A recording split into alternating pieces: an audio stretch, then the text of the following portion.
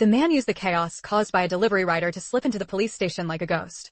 His target was the cooperating witness in the interrogation room, and he was there to carry out a surgical hit. But he had no idea he was about to face a cop nicknamed the Monster. And this operation would ignite a war across the entire criminal network. It all began on the streets of the Philippines. A man covered in blood was Lao Zhao, a programmer, being hunted by 3 thugs. He desperately ran to a police car for help. But help never came. What came was death. The black-clad killer Baek Chung-ji finished Lao Zhao with a single stab right in front of the police, and took the evidence off his body. That alone showed the sheer arrogance and ruthlessness of a massive cybercrime syndicate. Meanwhile, monster cop Ma Dong-suk was tracking a new kind of drug network. He led his team in a sudden raid on a drug den. With the iron gate blocking the way, the dealers thought they had time to destroy the evidence. But they underestimated Ma Dong-suk.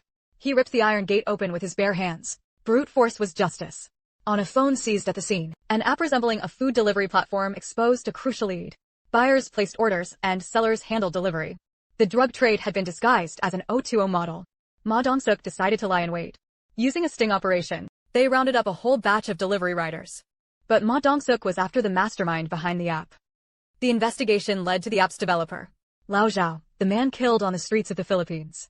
The autopsy confirmed that Lao Zhao had suffered weeks of inhuman torture before his death. His weight had dropped from 74 kilos to 59, and his ribs were broken. His heart had been pierced in a single stab. His only family.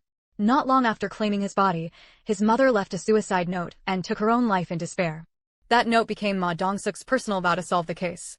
In Lao Zhao's cloud account, he found photos related to casinos in the Philippines that had been quietly deleted by hackers. The tech unit recovered the data. The trail led to an online gambling site called Emperor Entertainment. It was a closed system, and registration required a 100,000 yuan membership fee. To raise the money for the undercover operation, Ma Dong-suk did what he did best. He forcibly persuaded 2 rival gang bosses in the middle of a shootout to cough up 100,000 yuan. But once they had the money, they discovered the servers were overseas and impossible to trace.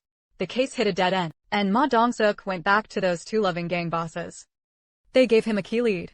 A seasoned gambler named Chong Mao, who knew online casino operations inside and out. Chong Mao revealed that these criminal groups usually register legitimate companies overseas and kidnap programmers for forced labor. He also knew the Korean agent for Emperor Entertainment was in Samseong-dong. A new sting operation began. Chong Mao posed as a high roller, throwing money around at the casino.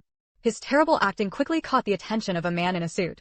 The suited man recommended Emperor Entertainment, where the odds were even higher.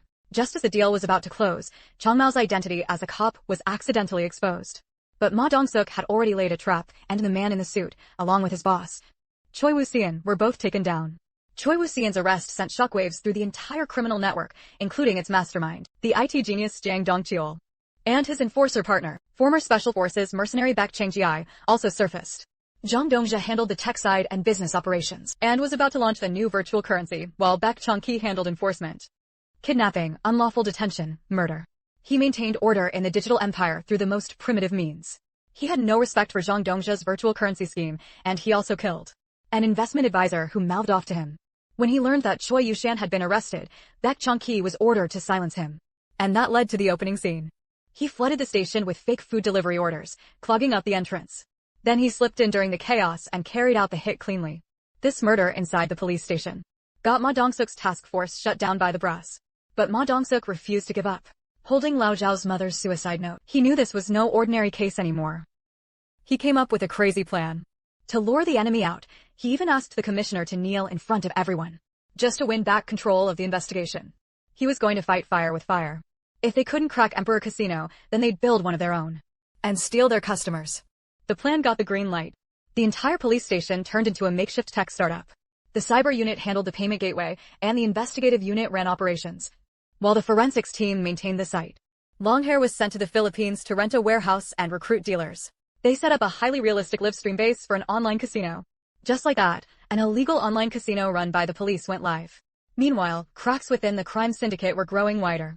Terrified by Baek Chung-ki's growing instability, Jang Dong-ja decided to strike first and send someone to eliminate the threat. But the killer he sent was an amateur compared to ex-Special Forces operative Baek Chung-ji. Baek Chung-ji turned the tables, killed him, and flipped Jang Dong-cheol's right-hand man. He staged the whole thing, making Jang Dong-cheol think he had captured him. Inside the sealed room, Jang Dong-cheol thought holding a gun meant he was in control. What he didn't know was that the bullets had already been removed. With one stab, Baek Chang-ji finished him off, then cut off his finger to unlock it with his fingerprint, and officially took over the Dark Empire. No sooner had Baek Chang-ji taken power than he got word that a new casino was muscling in on the market. He ordered his men to crush this rival at any cost. Hackers attacked the police servers, while enforcers on the ground headed straight for the warehouse in the Philippines. But what they stormed into was a trap that had already been emptied out. The Philippine police swarmed in at once, taking down every last thug, and, based on their statements, raided the gang's local server hub in one sweep. Back in Korea, Ma Dong-suk had also zeroed in on Jang Dong-cheol's villa. Baek Chang-ji took the hard drive containing the criminal empire's core data and handed the cash over to his men. He had only just left when Ma Dong-suk arrived right behind him. And, just like that, an airport chase was on. Baek Chang-ji had already boarded the plane, and the cabin door was shut. He thought he was flying to freedom.